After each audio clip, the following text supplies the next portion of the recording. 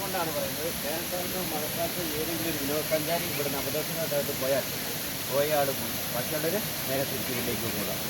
കർമ്മങ്ങളൊക്കെ വീട്ടിൽ ഇവിടെ ചെയ്യാൻ സമ്മതിക്കില്ല. പാറേൻ്റെ അടിയിൽ കൂടെ പോകുന്നതുകൊണ്ട് ബോഡി കിട്ടാൻ ബുദ്ധിമുട്ടാണ്. കേരളത്തിലെ ഏക തിരക്കില്ലാത്ത സ്ഥലം എന്ന് പറയാനുള്ള കാരണം അതാണ്.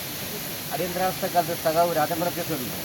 അത്രയും പോലീസ് ക്യാമ്പിൽ സുഹൃത്തുക്കൾ വന്നിട്ട് നിങ്ങൾ നിൽക്കുന്ന പാറയിലിട്ട് ബോഡി കത്തിച്ചിട്ട് കാറ്റിട്ടെന്ന് പറയപ്പെടുന്നു. 2015 പ്രളയം വന്നപ്പോഴാണ് കുറുപ്പാലം ഇതിന് മുകളിൽ കൂടി ആയിരുന്നുള്ളൂ. പാലം മൂടി വെള്ളമായിരുന്നു. അങ്ങനെ പോയതാണ്. നമ്മൾ വരുമ്പോൾ ഡാമിൽ വെള്ളം കിടക്കുന്നുണ്ടല്ലേ, ഇത് വയനാട്ടിലെ വാണസർക്കാർ ഡാം കിടന്നു. അവിടെ നിന്ന് തുറക്കത്തിൽ കൂടെ വെള്ളം കൊണ്ടുവന്ന് കക്കയം ഡാമിലേക്ക്.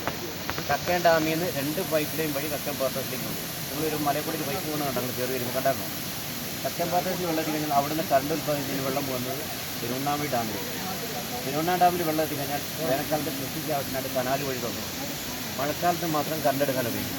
അല്ലാതെ ഫുൾ ടൈമായിട്ട് ജപ്പാൻ കുടിവെള്ള പദ്ധതിയുടെ ഭാഗമായിട്ട് കുടിവെള്ളമായിട്ട് കോഴിക്കോട് ഇടപെടെ ഭാഗമാണ്. ഇവിടെ വന്യമൃഗ സംരക്ഷണത്തിനാണ്. ഇവിടെ ആന, കാട്ടുപോത്ത്, പുലി, കടുവ എല്ലാ മൃഗങ്ങളും. അതുകൊണ്ടാണ് വിനോദസഞ്ചാരികൾക്ക് 5 മണി വരെ പ്രവേശനമുള്ളത്.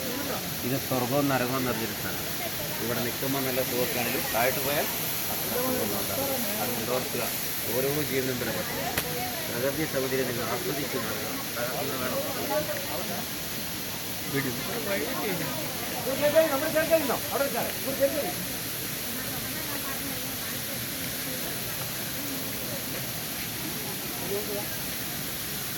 മതി